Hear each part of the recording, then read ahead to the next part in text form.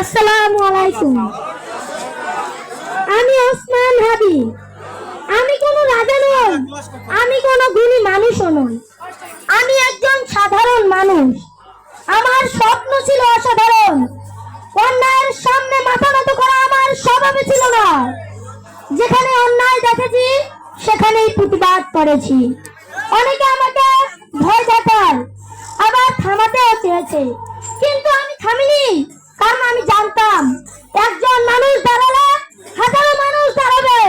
তাই আমি বলতে চাই, আমি ঝঞ্ঝাট, আমি ঘূর্ণি, আমি পথে সম্মুখে যাহা পাই যাই চূর্ণি।